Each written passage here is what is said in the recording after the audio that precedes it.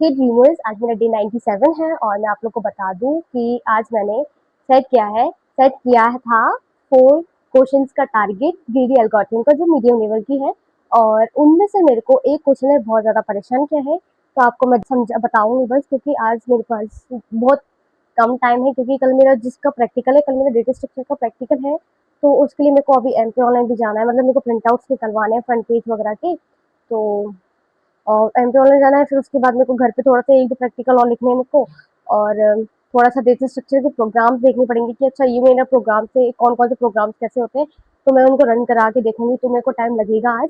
तो इसलिए मैं बोली थी, मेरे पे बहुत सफिशिएंट टाइम नहीं है कि मैं आप लोग को एक्सप्लेन कर पाऊँ कि मैंने कैसे किया। बट जस्ट एडजस्ट इट कि मैं बता पा रही हूँ। तो देखो, जो मेरा फर्स्ट क्वेश्चन है वो था मेरा and meetings in one room. आपको क्या क्या एक वन रूम में आपको ऐसे देखना है कि मैक्सिमम मीटिंग हो सके, मतलब इंडेक्स के ऊपर से दो आपको स्टार्ट और एंड दिया है। स्टार्ट ऐसा डिसाइड करना है और एंड ऐसा डिसाइड करना है कि नेक्स्ट मीटिंग आ पाए। जैसे कि नहीं बता रही हूँ, मैं आप लोगों को दिखा दूंगी। देखो यार, आप लोगों को मैं बताऊंगी तो दिक्कत हो जाएगी, मुझे मेरे पास टाइम नहीं है इतना। तो स्टार्ट और एंड की बेस पे तो आपको मैक्सिमम ग्रीटिंग करनी है।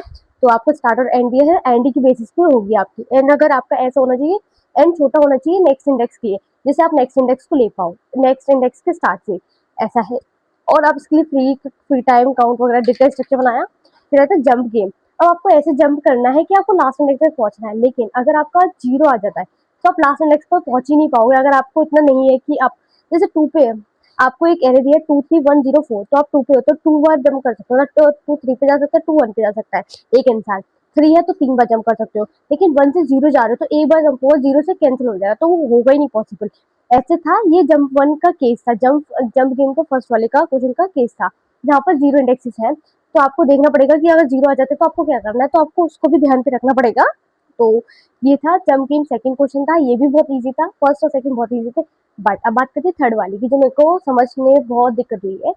जंप गेम सेकंड, देखो, जब मैं इसको पढ़ रही थी 2314, इसमें ऐसा है कि आपका लास्ट इंडेक्स तक आप पहुंच ही जाओगे। इनमें ऐसी कंडीशन होती है कि 0 लिया ही नहीं है, आपको कैसे भी करके आप लास्ट इंडेक्स पे पहुंच ही जाओगे। तो आपको ऐसा मैक्सिमम देखना है कि कैसे हो पाएगा। तो मैंने देखा 2314 1111 2 ऐसे कुछ इंडेक्स दिए थे। आप 2 से 1 पे जाओ, 2 बार जंप करेगा तो 2 से 1 पे जा सकते हो, 1 से 4 पे जाने के लिए एक इंडेक्स लगेगा, ये दूसरा हो गया। फिर 4 से डायरेक्ट 2 पे आओगे तो 3 इंडेक्सेस लगेंगे। तो ऐसे 1 2 3 ऐसे से देखना है वो कितने कॉम्बिनेशन बन रहा है। तो उसके लिए पहले जो रिकर्शन वाला पार्ट था ना, तो रिकर्शन वाले पार्ट ने थोड़ा सा मुझे कंफ्यूज किया कि उन्हें माना था कि फंक्शन 0,0 मान लो, फिर उसको अंदर गए तो वो 1,1।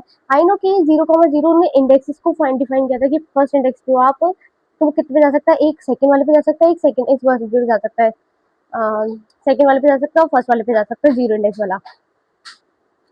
तो ऐसा करके था। तो उसमें रिकर्शन में मेरे को पता है कि ऐसे ऐसे डिवाइड किया, फिर उन्होंने कहा था, फिर बाद में जो 4 वाला है ये थोड़ा सा मुझे मतलब कॉम्प्लिकेटेड लगा, तो इसको मुझे फिर से समझना पड़ेगा, आई नो इट, बट ठीक है। और रिकर्शन के बाद फिर था डीपी वाला कॉन्सेप्ट। जो डीपी वाला कॉन्सेप्ट ना थोड़ा सा मुझे नहीं समझ आ रहा, टाइम कॉम्प्लेक्सिटी तो कम करने के लिए लिया था, बट मुझे नहीं समझ आया। और क्योंकि अभी डीपी नहीं पढ़ा तो शायद इसलिए नहीं आया। बट ऑप्टिमाइज वाले आए थे ना, तो उन्हें रेंज बना के किया था, एक ग्रुप बना बना के किया था, उसके अकॉर्डिंग चले थे। हल्का सा समझ आया, बिल्कुल थोड़ा सा आया, बट ज्यादा नहीं आया उसमें। जो मेरा पहला वाला क्वेश्चन था ना जंपिंग, उसको भी ये लगा कि यार उसकी तरह कर देते थोड़ा।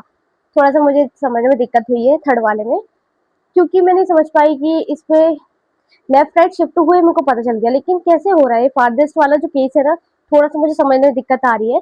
तो फारदेस्ट वाला एक बार समझूंगी मैं, कोई नहीं बाद में समझ लूंगी।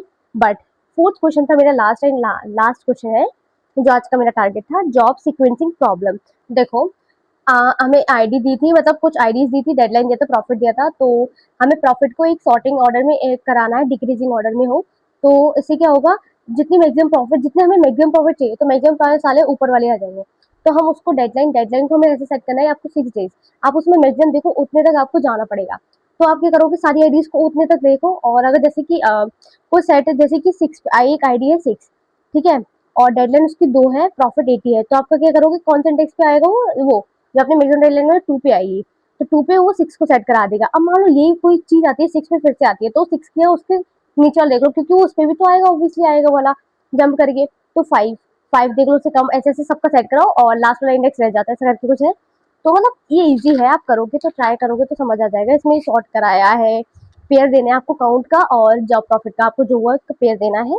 तो आपने पहले उसको सेट बनाया, स्ट्रक्चर बनाया जॉब का, फिर हमने सॉल्व किया कॉम्पिटिटर यूज किया कि हमें कराना है, डिले कराना है जॉब्स को एंड डेज तक, क्योंकि क्या होगा, जो पहली वाली जॉब्स है वो बढ़ती जाएंगी और लास्ट वाली जो है, जैसे हमने इसको डेडलाइन को कैसे वो डिले कराया, हमने क्या किया, सॉर्ट कर दिया डिक्रीजिंग ऑर्डर में, तो इससे वो क्या हो गई, जो सबसे बड़ी वाली ऊपर आ गई तो क्या होगा, लास्ट इंडेक्स बढ़ जाएंगे, आगे के इंडेक्स खाली रह जाएंगे।